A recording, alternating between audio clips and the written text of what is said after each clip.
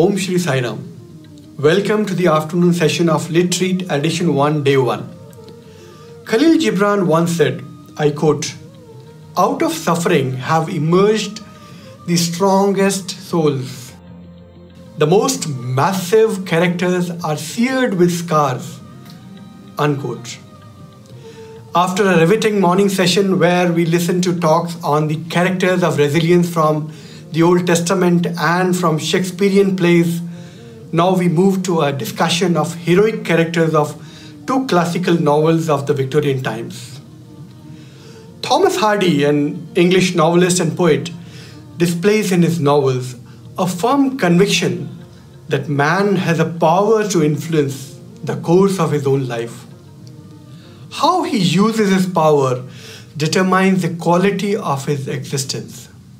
Hardy's belief in the significance of human being becomes evident only when we do an in-depth psychological study of his characters, how his characters respond to the circumstances of their lives. Victor Hugo, a French poet, novelist, and dramatist, also depicts similar spirit of resilience in his novels through his characters. He shows the dignity, his characters show the dignity and heroism that emerges from the worst misery and wretchedness. The Mayor of Casterbridge or Jean Valjean are no strangers to literary enthusiasts. In this session, we have Dr. Vivek Chauhan in conversation with Dr. Arun Kumar Behra on the topic, The Characters of Resilience in Hardy and Hugo. Both Dr. Chauhan and Dr. Behra are associate professors in the Department of English, Language and Literature in Vrindavan campus of Sri Sathya Sai Institute of Higher Learning. Dr. Vivek Chauhan is an alumnus of Sri Sathya Sai Institute of Higher Learning.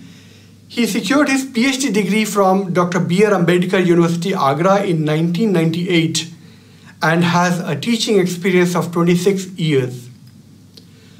Dr. Arun Behra joined the institute in 2005, before which he was head of the Department of English and the principal of a college in Odisha. He has authored 8 books and published over 100 research papers in peer-reviewed national and international journals. Dr. Behra is on the editorial board review panel of 9 peer-reviewed national and international journals, some of them being the Dawn Journal, the Research Revolution, International Journal of Linguistics and Computational Analysis, etc.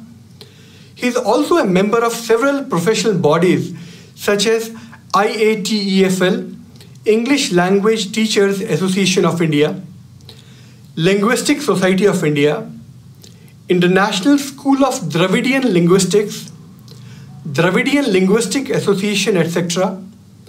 He has been conferred with many prestigious awards, including the Distinguished Teachers Award by MTC Global and Teaching Research and Publication Award, IRDP.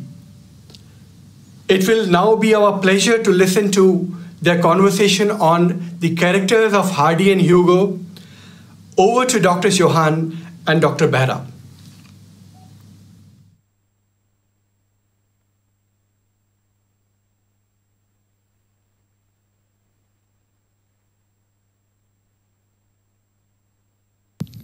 Sai Ram to all of you. Both of us are here today for an important task at hand. Over the next 60 minutes, we beg your patient indulgence to the discussion on resilience of characters in world literature. Before we dive deep into resilience as such, we deem it fit to acquaint you with certain broader perspectives.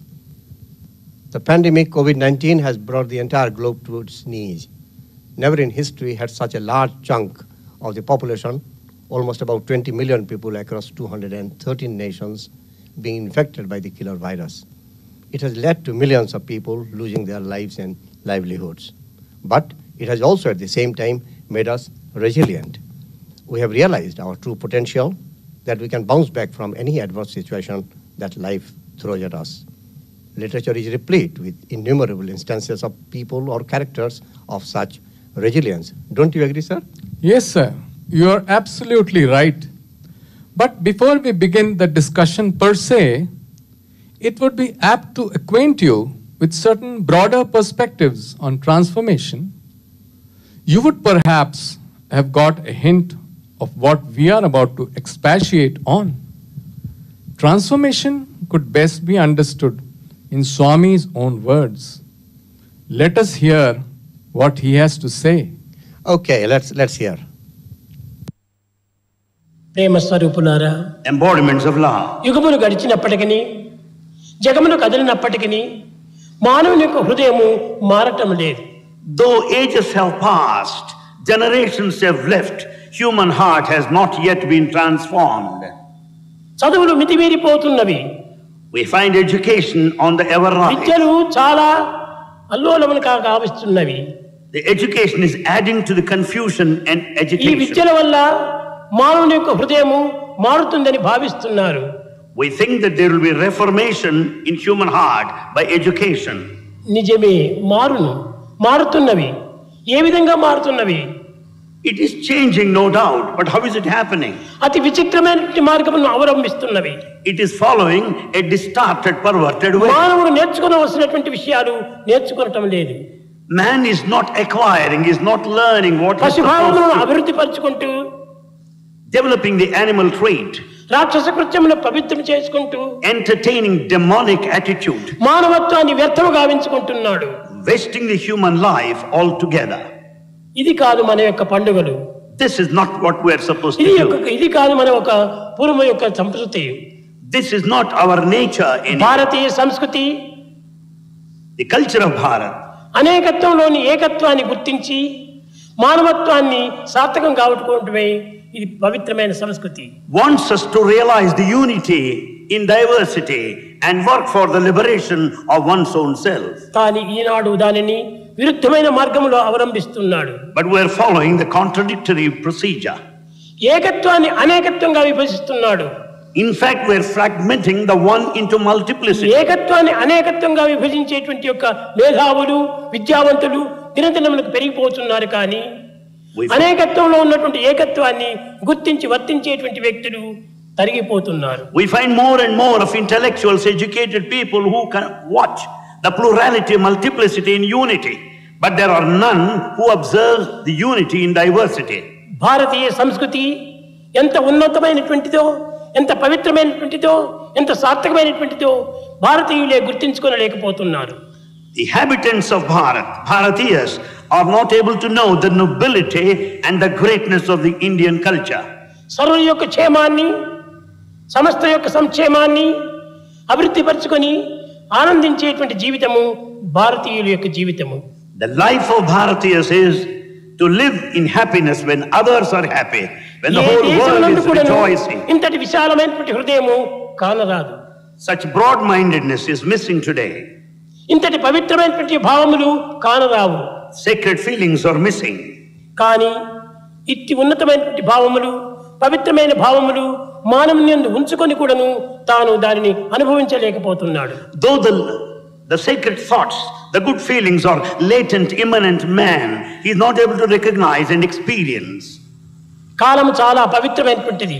Time is highly sacred. ఇట్టి పవిత్రమైనటువంటి కాలమును ఎంత వ్యర్థం గావించుకుంటున్నారో యోచించుకోవచ్చు. Just you can think for yourself how this valuable time is wasted. కాలము గడిచిన తిరిగి రాదు. As the time passes by, it will వచ్చే never come కాలం back. మంది కాదు. The future is uncertain. ఉన్నటువంటి కాలంలో సార్థకం గావించుకోవటమే మానవుని యొక్క ప్రధానమైనటువంటి కర్తవ్యమని భారతీయ సంస్కృతి ఉద్భవిస్తూ వస్తున్నది. It is the teaching of Bharat that one should live in the present, make best use of the moment. కనుకనే వేదమునందు కూడాను కాలాయ నమః, కాలాయ నమః, కాలదర్పదమనాయ నమః, కాలాతీతాయ నమః, కాలస్వరూపాయ నమః, కాల నియమితాయ నమః అని కాలమునికి ఇంత ప్రమాణము ప్రధానమైనటువంటి యొక్క విలువను అందిస్తూ వచ్చింది. It is for the time, for that reason, the time is extolled in different ways. The time is God.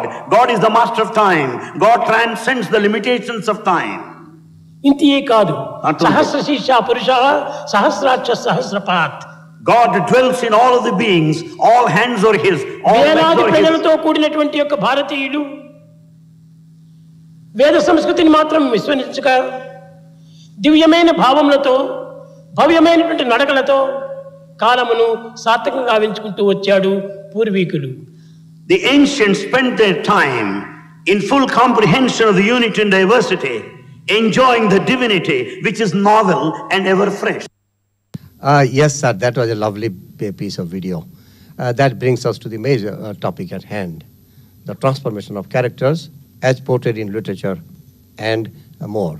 Our reading of good literature causes transformation in us, and we are also pleased observing the change that takes place both in the characters and in ourselves as well. Principal characters, in most cases, especially in fictions, metamorphose for the better. Tragic characters who change for the worse are also fascinating because they evoke pity and fear when we watch their downfall on account of their tragic flaw. You are aware of Amartya and all those that Aristotle talks about.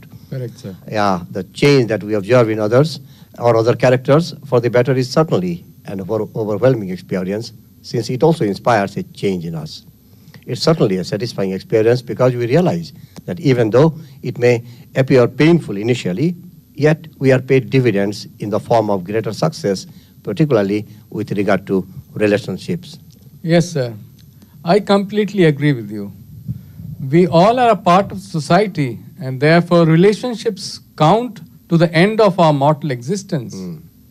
Our transformation for the better stands us in good stead in the long vista of this earthly sojourn. Great books have the power to transform, and particularly good literature has the power to uplift and inspire noble acts for life's ultimate fulfillment. The poet H.W. Longfellow proclaims the idea in his oft-quoted lines. Let me quote the lines for you. You are doing from a Psalm of Life? Yes, exactly. Okay. You got it right. All right. Not enjoyment and not sorrow is our destined end or way, but to act that each tomorrow finds us farther than today. There have been great men of letters who, through their industrious endeavors, have created such valuable books that to have missed reading such great books would be like missing the eternal values enshrined in them. These creators of great works of art have been sensitive people who have observed life from very close quarters, and they incidentally had the rare ability to transfer valuable experiences to their writings and provide an insight into the subtle workings of life and the human mind. Their books provide invaluable substance that makes one introspect and discover one's lapses and then make amends accordingly. Right. And of course, Jude the Obscure, his last completed novel. Yeah. Similarly, Victor Hugo's work includes the far-famed Gothic novel, The Hunchback of Notre Dame. By far, one of the greatest novels of the 19th century is Les Miserables, The Man Who Laughs At, etc. Of course, Victor Hugo wrote many novels, many more novels. Charles Dickens, the most prolific among them, wrote, among many others, the most hilarious novel called The Pickwick Papers. The great historical romance, A Tale of Two Cities, and of course, the great Christmas story, A Christmas Carol. Ah, Christmas Carol. Yes, yes. George Eliot was observed, or rather, George Eliot was very, very obsessed with the portraits of common man of the Victorian society. As such, her heroes are carpenters, weavers, and such common people. The most notable among them, the most notable among her works are Adam Bede and Silas Marner. But even among these four that I have mentioned, By four, what I mean is the four novelists I have mentioned: Hugo, Hardy, Dickens, and George Eliot. Among the four of them, Okay. Hugo and Hardy really stand out. Out of these four Victorian novelists that we just now mentioned, Dickens was the most prolific, right? Yes. And George Eliot was most humane. He was the most humane among them all. Don't you agree? Then why particularly Hardy and Hugo? You could have picked up Dickens or Eliot or somebody else from those Victorian times. I must share with you some insights about the rare achievements of both these great novelists. When I say both, I talk about George Eliot and Dickens. When both of them we are not bringing them into forefront today. Dickens, for example, the most influential writer of the 19th century, has been appreciated for dealing with a clear portrait of the Victorian era, underprivileged, thereby bringing about social reforms. And incidentally, Dickens started writing reports for a court on a freelance basis, and subsequently, of course, he went on to write for London newspapers. His career as a novelist saw the light of the day when his first short works, Sketches by Boz, Yes, Sketches by Boz, was published in 1836. Yes, his first publication. That's right. Yes. And it was published under a pseudonym, Boz. Around the same time, the author of his most acclaimed works, the posthumous papers of the Pickwick Club, you are aware of that, sir? Pickwick Yes, Papers. it's the most humorous work. Yeah, of that's Dickens. right. Yes, Pickwick yes. Papers also got published. But being Dickens's first novel, it became Britain's first real publishing phenomenon. That's the first publishing phenomenon in Britain. Amazing. Yeah, and that's why it, with bootleg copies and theatrical performances and then Sam Weller joke books and many other merchandise as well. That's a great achievement of Dickens. Yeah, right, really. It was wildly popular with readers. I suggest whenever you have the time, kindly go through them, sir, and you will be inspired by that. You will not regret because it's sheer humor from cover to cover. Of course. Yeah, from cover to cover. And similarly, George Eliot, too, is no less popular a novelist than Dickens. For example, you were referring to Adam Bede. Yes, yes. That won her fame, and she came up with many popular works like The Mill on the Floss, Yes. Silas Marner, then Romola, and I think Felix Holt, the Radical, even the Radical also. And her most acclaimed novel, I think, The Middlemarch. Middlemarch. In fact, her first novel, Daniel Deronda. Daniel Deronda, you will agree. Yes, it's also, that was the last. yeah, that was the last book published by her, I think in 1876. Yes, 1876. yes. And that's also equally good. Silas Marner, of course, when it comes to Silas Marner, I must share with you again, is itself such a touching work that you cannot afford to pass over while discussing Victorian novels. I'm referring to only Victorian novels. Exactly. 19th century novels. And an outwardly simple tale of a linen weaver, it's notable for its strong realism and its sophisticated treatment of a variety of issues ranging from religion to industrialization to community. Exactly. Of course, there I perfectly agree with you. Yeah. Because Silas Marner itself is a novel that could teach you so many human values. For that matter, the other novels that you referred to also have lots to teach in terms of values. Yeah, true. However, when I had to look at the works of Hardy and Hugo in the backdrop of values, I found that a few of the protagonists in the works of these writers exemplify the highest values that are sought after by man. Yes. They have conveyed through their writings great truths and values for life. Moreover, they hold lots of things in common. Both of them were contemporaries and wrote around the same time. For example, Thomas Hardy published his masterpiece novel, The Mayor of Casterbridge, I think in 1886 in London. Yes. 1886, yes, that's right. Yes. That's 1886 in London. Yes. And Hugo also, if my memory serves me right, published his iconic work, La Miserale, sometime around 1862. That's right, sir. Of course, that was in Paris. Yes. That was in Paris. But look how contemporaneous they are. They wrote around the same time, 1886, and this is 1862, so maybe around 20 years apart or so. That is amazing. You know, sir, what Hugo himself says in his preface to Les Miserables? What does he say? Why he wrote the book? What does he Yes. say? He has, his purpose in writing that book is very, very clearly put down by him in his preface. I'll just read out the preface. Yes, sir. That'll be interesting.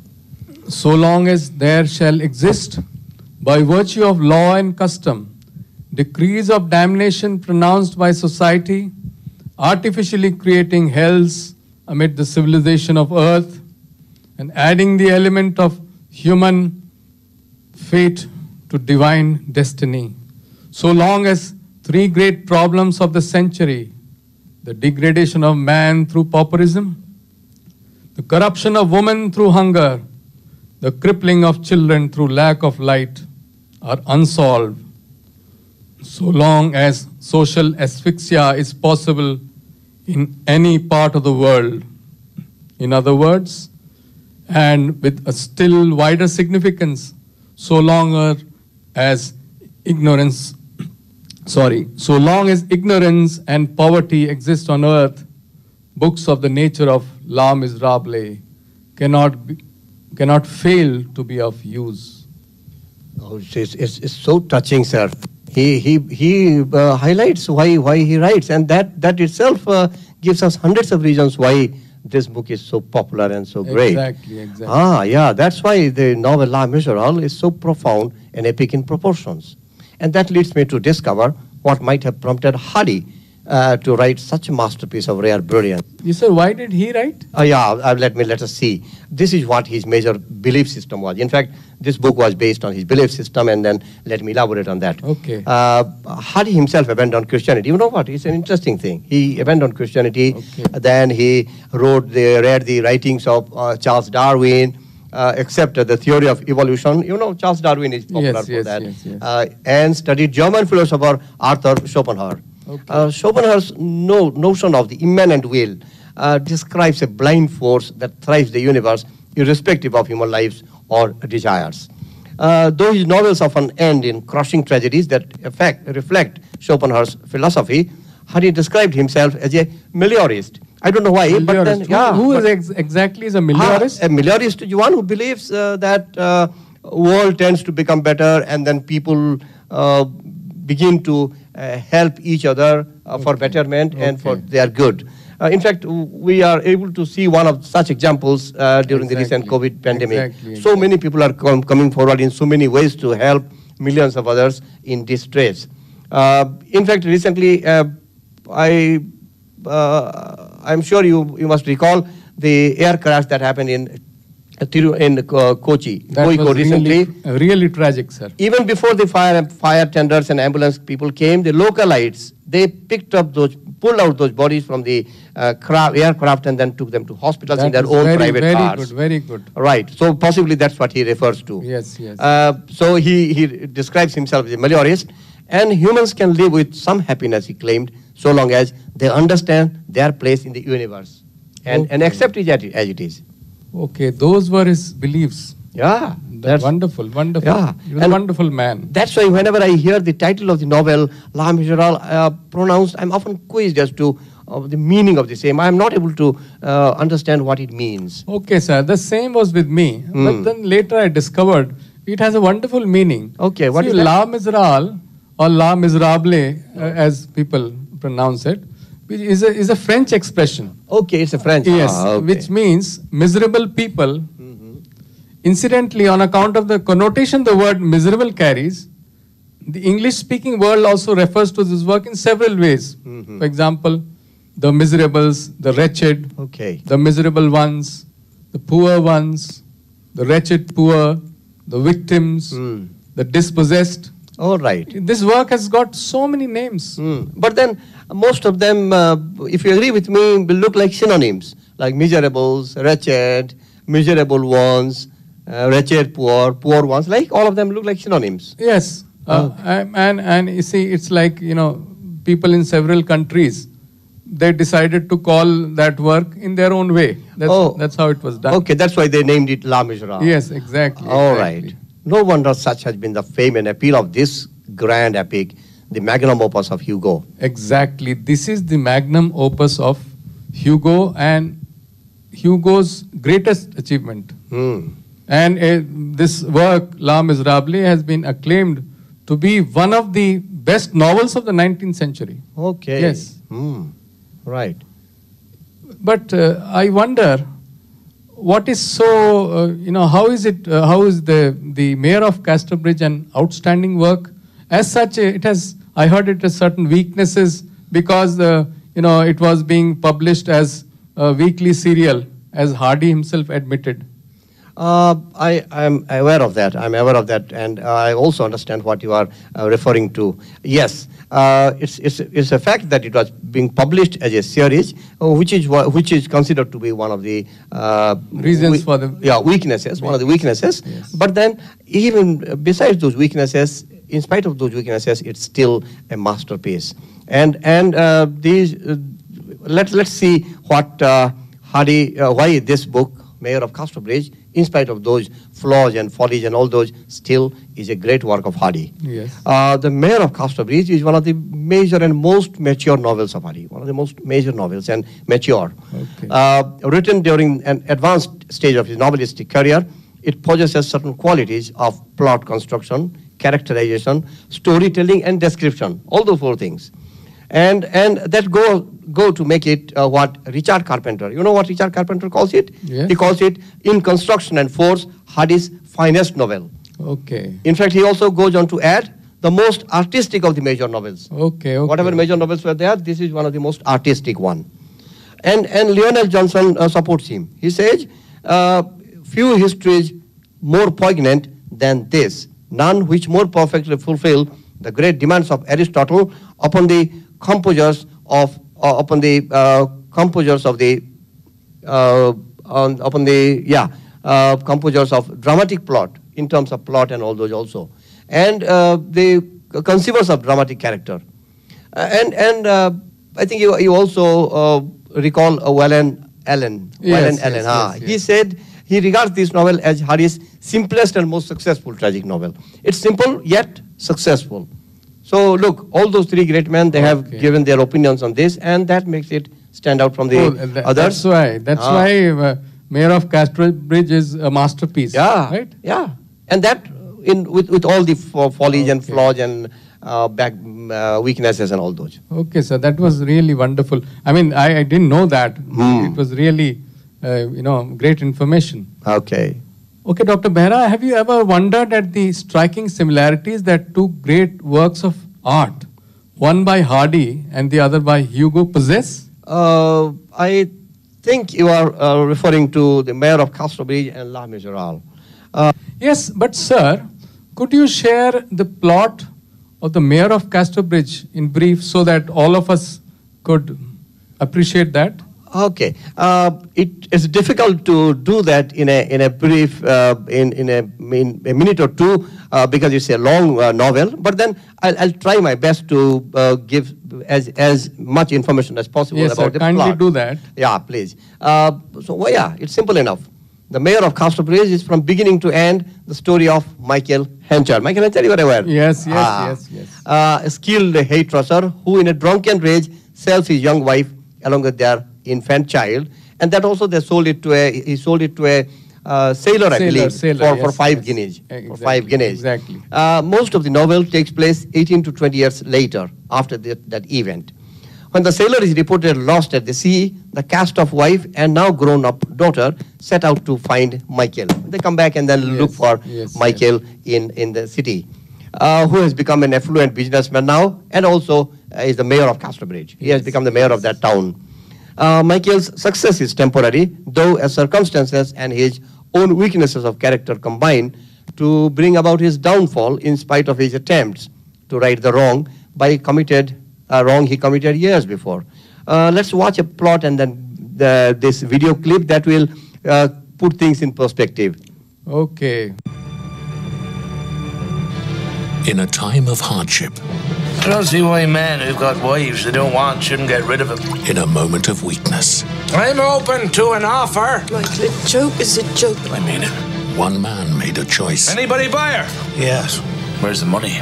that would change his life forever. If you touch that money, I go with the man and the girl goes with me. I take the money.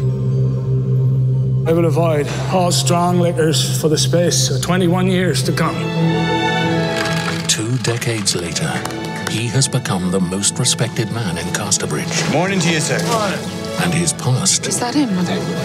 Yes, it's him. has finally caught up with him. Susan is still alive. Yes, sir. And you, her daughter? Yes, sir. I don't drink, Susan. Judge me by my future works. So long as ye both shall live. I will. Did you, Miss Newson? Good day, sir. She's a quiet girl, but deep. But now, It's almost impossible for a man to take through 20 years without making more blunders than one. he is beginning to lose everything he holds dear. By doing right by Susan, I wrong another innocent woman. But he is not the only one with a hidden past, and he will not surrender without a fight. Sarah! From the class, an epic story. The man you're thinking of is no better than I. Well, if you were as good as he, you would leave me alone. I'll reveal our intimacy. Lies uncovered. This is the end. Your life is mine to take. I'll take it. Pearson Television International proudly presents, from British Academy and Emmy Award-winning producer Sally, a nationally acclaimed cast, including Kieran Hines, James Purefoy, Jodie May, Juliet Aubrey, and Polly Walker. The Mayor of Casterbridge. That was very, very clearly put.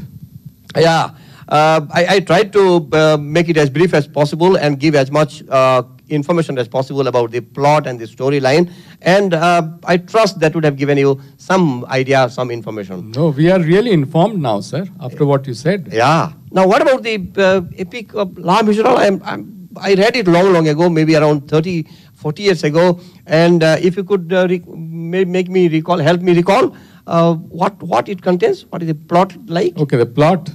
See, sir, recounting the plot of a big book like La Miserable is a Herculean task, but then I will try it.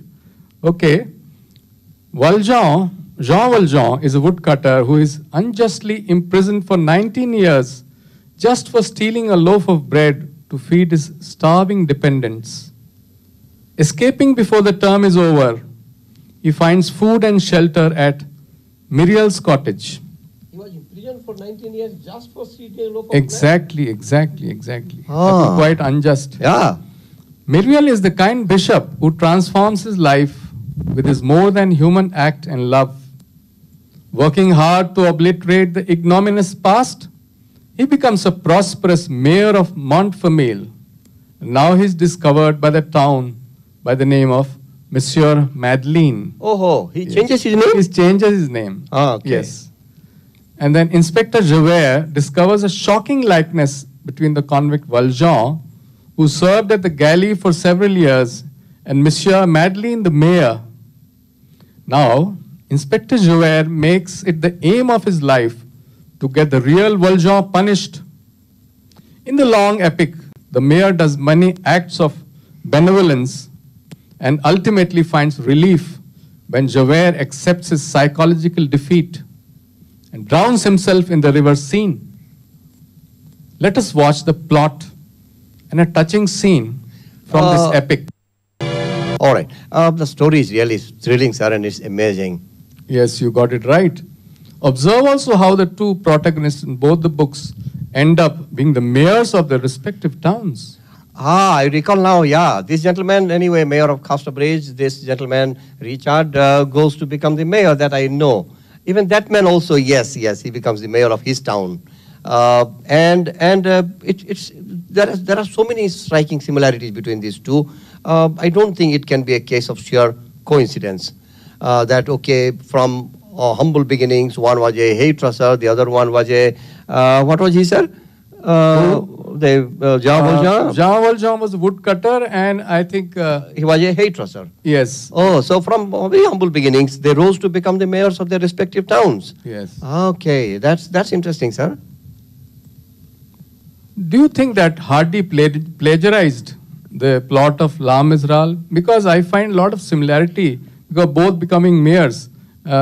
see, where the common man rises to an eminent position, and particularly the word mayor has been used in both the works so explicitly. Oh, possibly, but then I don't think it's a case of plagiarism, because at least as far as I remember, there's no evidence or study to suggest that Hari had modeled his principal character, Michael Henchard, in lines with Hugo's protagonist, Jean Valjean. It could just be a case of coincidence. And in any case, the use of one single word, mayor, in both the cases can't be construed as a case of plagiarism or copying. Right, sir. So instead of talking about all that, let us see how we are so drawn to these wonderful creations of both the novelists because of the values they stand for. For example, the concept of resilience is dominant in both the characters. Oh, well, yes. But then what exactly do you mean by resilience? Is it something like buoyancy or bouncing back to the original position or something? Bouncing back to place. You are right, sir. That is exactly how the Cambridge Dictionary defines the term. What does it, how does it define? The dictionary says, the ability to be happy, successful again after something difficult or bad has happened. That is what resilience is. Oh, so it's like a spring. You are pushed and then once released, it come back to the original position. Exactly, all right. Exactly. It makes sense, sir. It makes sense. But how do we explain the resilience in both these characters, Jean Valjean and Michael Henchard? Is resilience a single quality or is it a sum total of values that an individual practices or possesses? Resilience, sir, is not a single quality. It results from a sum total of all the values that we practice. I'll just, be very, very systematic and tell you what exactly this expression means. The following are some of the characteristics of resilient people. Positive self-image, that is the first characteristic of resilient people. Then their problem-solving skills. All right. They are very good at problem-solving. Then they have a real positive outlook towards life. They are self-disciplined. Nobody has to discipline them. And then they are very, very adaptable. And very important point here is that they understand the meaning of life and the purpose why they have come into this life. And they possess skills and talents that are valued by the self and community. Okay. And finally, they are generally accepted by others.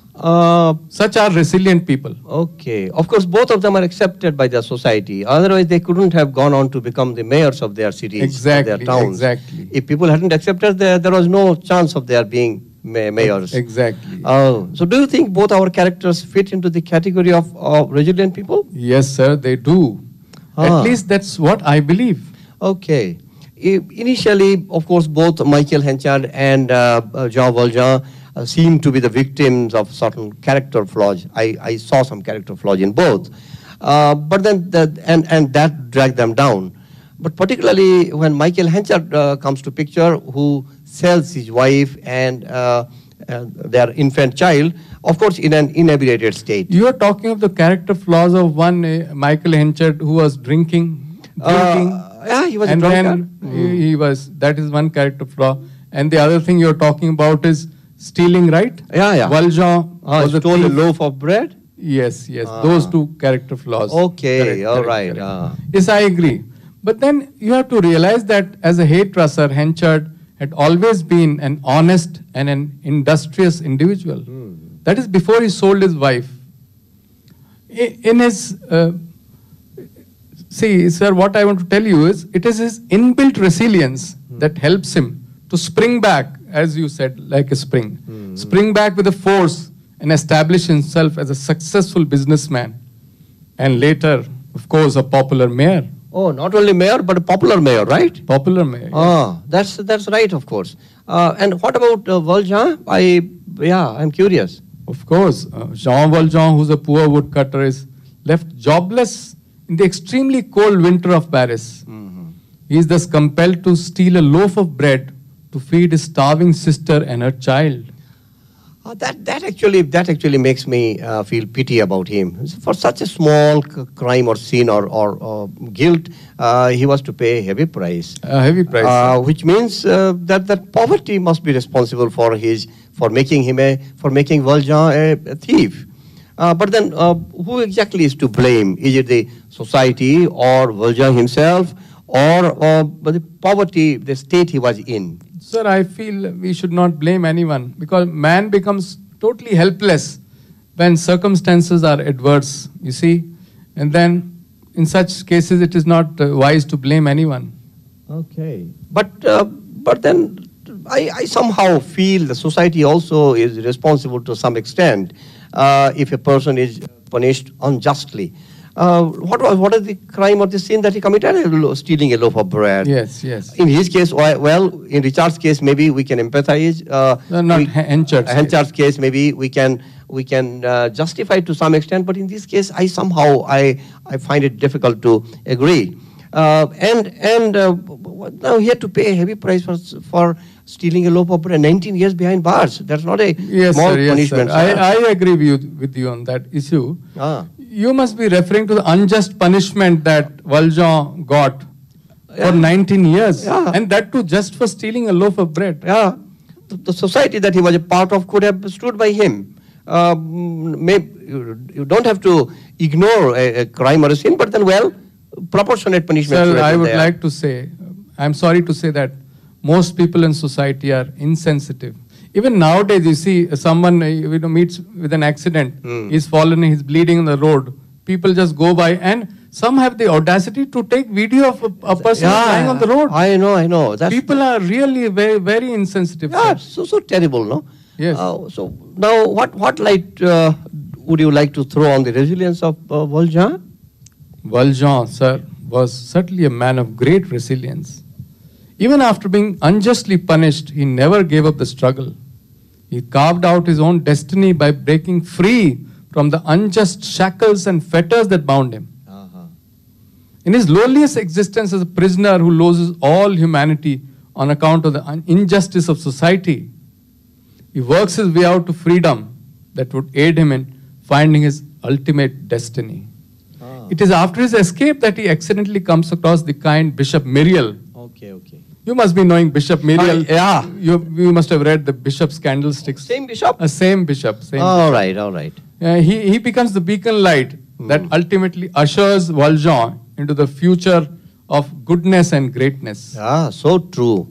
In one way, the bishop is one who recognizes his true potential and guides him to become a good man. So maybe he tries to bring him back to his normalcy and give him some dignity, maybe. You are perfectly right, sir. Perfectly right. We know that both Hardy and Hugo were steeped in values that they have conveyed in their respective novels. But then in such a short span of time, how do we depict their thoughts so explicitly? Sir, that's actually possible. With technology, we can work wonders. Are you talking about slides and all Exactly. Let us run through a few slides to get a feel of what they believed. Yeah, that will make us understand it better, sir. Yeah, please. Yes, let's do that.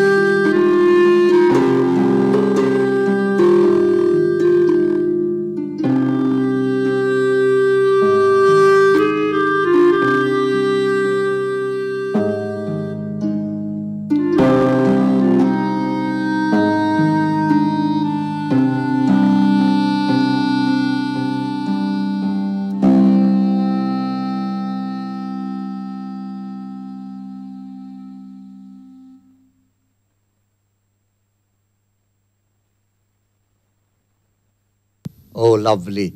How profound are the statements made by these two great men of letters. They stand the test of time even after centuries. 150 years, 160 years it must have been. How true, how true. Even after the passage of more than 150 years, their quotes appear as relevant today as they were when they were published. Ah, I know, yeah. That's what literature is meant to be, sir. I guess all of us would be of the opinion that exposure to great literature is really an ennobling experience like it has been now. Yes. Look how swiftly time has flown by, and we are at the end of our presentation. It's almost end. Almost the end. Yeah, and we hope and we are positive that this discussion would have had some impact on all of us who have been attentively listening to the discussion for over an hour. I think it's almost an hour. Almost an hour now. Yeah. This discussion was meant to provide food for thought and make each one of us richer in our knowledge of a couple of pieces from the unfathomed depths of world literature. We hope our small efforts might have offered you a few insights into the two great minds, might possibly have kindled a spark of interest in at least some of you towards literature. I hope, sir, that has happened. I also believe so. Then finally, we leave you with this thought. Kindly think about it. The quote is Victor Hugo's. Hugo says, "Nothing is more powerful than an idea whose time has come." He says nothing is more powerful than an idea whose time has come. Has come. Okay. I think our time has also come. Yeah, our time also has come. Thank you everybody. Thank you everybody for your patient listening. Thank you. Sai Ram. Sai Ram. I extend my thanks to Dr. Chauhan and Dr. Behra for an engaging conversation. Indeed, Hardy and Hugo live on as writers of great influence even after centuries because of the kind of plot and characters they have created. We have questions, but for want of time, we shall close this session. Thank you, audience, for logging in.